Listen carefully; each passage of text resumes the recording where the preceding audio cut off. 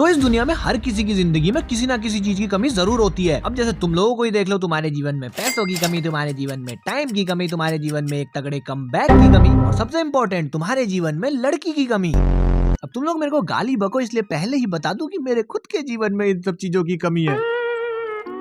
हाँ, तो जैसा कि मैंने तुम लोगों को बताया कि हर किसी के जीवन में किसी ना किसी चीज की कमी जरूर होती है, वैसे ही डब्ल्यूडब्ल्यूई के अंदर भी कुछ रेसलर्स ऐसे हैं जिनके जीवन में एक वर्ल्ड चैंपियनशिप की कमी है। यानी कि साल 2026 के अंदर तो इन रेसलर्स को अपनी पहली हो या दूसरी हो या 15वीं हो वर्ल्ड चैंपियनशिप जीत जानी चाहिए। तो बिना टाइम वेस्ट करे सबसे पहले ही रेसलर की बात करते हैं, जो की है फिन बैलर। और भाई तुम लोग अपनी बुरी किस्मत के लिए रोते रहते हो, एक बार इस बंदे की किस्मत देख लो। मतलब सोचो कोई रेसलर अपने प्राइम में वर्ल्ड चैंपियनशिप जीते और सिर्फ 24 घंटे के अंदर उसे उस चैंपियनशिप को रिलिंक्विश करना पड़ जाए और 10 साल टामे के अलावा कुछ भी ना मिले। और एक तो मुझे ये समझ में नहीं आ रहा है कि या तो हम लोग ही कुछ गलती कर रहे हैं या फिर ट्रिपल एच को सुनाई ही कुछ और दे रहा है। मतलब जनता ट्रिपल एच से कह रही है फिन बैलर को वर्ल्ड चैंपियनशिप दो, वर्ल्ड चैंपियनशिप दो, वर्ल्ड चैंपियनशिप दो। वहीं पे ट्रिपल एच को सुनाई दे रहा है फिन बैलर को वर्ल्ड टैग टीम चैंपियनशिप दो, वर्ल्ड टैग टीम चैंपियनशिप दो। जब भी ट्रिपल एच सोचते होंगे ना, लोग हेट देने लग गए हैं वो फिन बैलर से, कहते होंगे अरे बेटा फिन ये ले वर्ल्ड चैंपियनशिप टैग टीम वाली। अरे ट्रिपल एच बड़े भैया, आपसे अच्छे तो विंस मैकमैन थे। कम से कम वो सीधा बोल तो रहे थे कि मैं नहीं जिताने वाला इस बंदे को वर्ल्ड चैंपियनशिप, मैं तो मिड कार्ड में ही डालूंगा इसको। और एक तो मुझे ये चीज और समझ नहीं आ रही कि जजमेंट डे में क्यों है। मतलब वो लोग नहीं तो जो अपनी बेरोजगारी को डिले करने के लिए कोर्स पे कोर्स करे जाते हैं, वैसे ही फिन बैलर को जजमेंट डे में पेल रखा है। क्योंकि अगर फिन बैलर का सिंगल्स करियर होता तो लोग पक्का बोलते भाई फिन बैलर को वर्ल्ड चैंपियनशिप दो, वर्ल्ड चैंपियनशिप दो। इसलिए उनको ऐसी फैक्शन में डाल दो जिसकी कोई बात ही ना करे, तो फिन बैलर की कैसे करेगा। तो भाई बहुत हो गई मजाक मस्ती, इस साल इस बंदे को वर्ल्ड चैंपियनशिप दे दो। सिर्फ ट्रिपल एच ही नहीं, जितने भी क्रिएटिव्स हैं, प्लीज आप अगर इस वीडियो को देख रहे हो तो इस बंदे को इस बार वर्ल्ड चैंपियन बना ही दो। बड़े बड़े लोग भी देखते हैं हमारी वीडियो को, यार क्या समझ रखा तुमने। आप यहाँ आ जाए।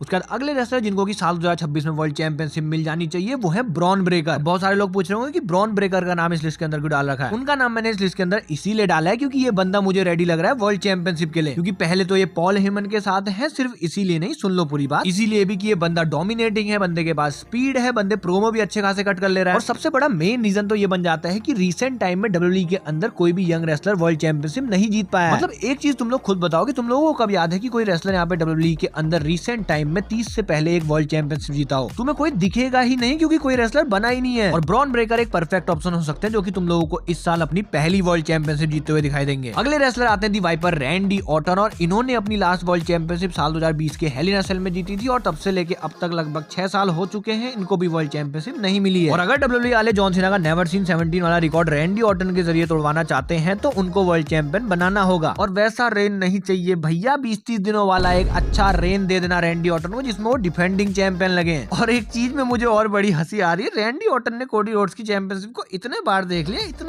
लिया कि भाई एक बार कोडी रोड्स से वो चैंपियनशिप जॉन सीना ने ले ली, दूसरी बार ड्रू मैकिंटायर ने ले ली, लेकिन ये हिंट का चक्कर किसी को भी समझ में नहीं आया। मुझे तो ये समझ में नहीं आ रहा कि रैंडी ऑर्टन वर्ल्ड चैंपियनशिप ही देख रहे थे या फिर वो कुछ और ही देख रहे थे।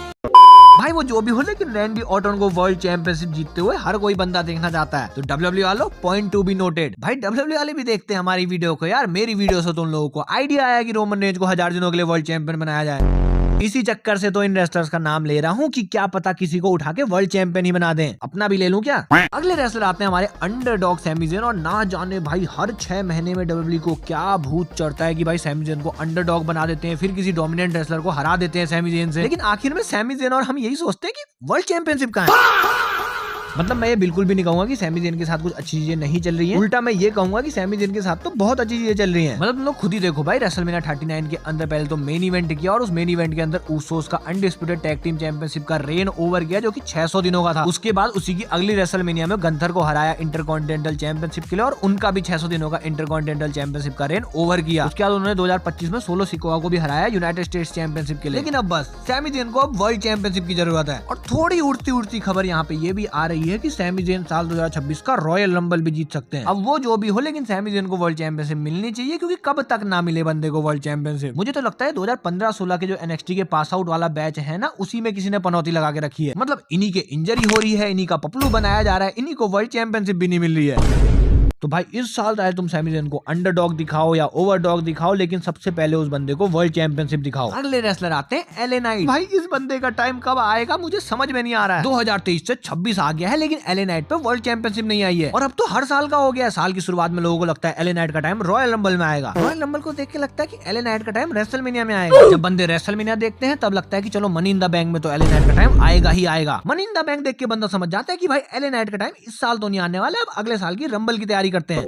मतलब बंदे को मेगा स्टार करके इतना बड़ा मेगा स्टार बना दिया कि बंदे पे वर्ल्ड चैंपियनशिप भी नहीं आ रही है। और भाई इस साल एले नाइट का वर्ल्ड चैंपियन बनना बहुत ज्यादा जरूरी होता जा रहा है, क्योंकि ऐसा ना हो जब उन्हें वर्ल्ड चैंपियनशिप मिले तो वो हाइप ही खत्म हो जाए। WWE again point to be noted. और फाइनली हमारी लिस्ट के आखिर में आते हैं the phenomenal one AJ Styles. और अगर कोई पूछ रहा है कि क्यों आते हैं, तो भाई इस बंदे का इस साल अपने रेसलिंग करियर के अंदर फाइनल ईयर होने वाला है। इसके बाद एजे स्टाइल्स रिटायर हो जाएंगे, और रिटायर हो जाएंगे यही कारण नहीं बनता है साल 2018 में इस बंदे ने अपनी लास्ट वर्ल्ड चैंपियनशिप जीती थी, और तब से या तो टाइम बहुत जल्दी जा रहा है या डब्ल्यूडब्ल्यूई इनको मौके ही नहीं दे रही है। अब देखो भाई बात जो भी हो, मैं तो कहता हूँ एजे स्टाइल्स का फाइनल ईयर है डब्ल्यूडब्ल्यूई के अंदर, तो जो जो उनको दे सकते हो सब कुछ दे दो। मैं तो कहता हूँ रॉयल रंबल भी जिता दो, मनी इन द बैंक भी जिता दो, वर्ल्ड चैंपियनशिप भी जिता दो, सब कुछ जिता दो इस बंदे को। अभी इतना सब कर पाना तो लॉजिकली थोड़ा सा मुश्किल है, लेकिन एजे स्टाइल्स पे वर्ल्ड चैंपियनशिप बहुत लंबे टाइम से नहीं आई है, और रिटायर होने से पहले हम लोग एजे स्टाइल्स को वापस से एक बार वर्ल्ड चैंपियन बनते हुए देखना चाहते हैं, क्योंकि रिटायरमेंट के बाद उनको क्या रेप्लिका बेल्ट दोगे? तो जितना कुछ दे सकते हो एजे स्टाइल्स को दे दो इस साल के अंदर। बाकी टोटल नंबर ऑफ 6 रेसलर्स के नाम मैंने तुम लोगों को इस लिस्ट के अंदर बताया, जिनको कि मैं वर्ल्ड चैंपियन बनते हुए देखना चाहता हूँ साल 2026 के अंदर। लेकिन ये जरूरी तो नहीं है ना, जो मैं चाहता हूँ वही तुम लोग भी चाहो, इसीलिए जो तुम लोग चाहते हो नीचे कमेंट सेक्शन में बता सकते हो। बाकी डब्ल्यूडब्ल्यूई वालों, एक बात तुमसे भी कहना चाहूंगा कि जिन भी रेसलर्स का नाम मैंने इस लिस्ट के अंदर लिया, उन बंदों को प्लीज वर्ल्ड चैंपियन बना दो। उनमें से कुछ को तो बहुत ज्यादा जरूरत है। बाकी आज की ये वीडियो यहीं तक थी। मैं रेसल कर मिलूंगा तुम लोगों से अगली वीडियो में, तब तक के लिए बाय बाय।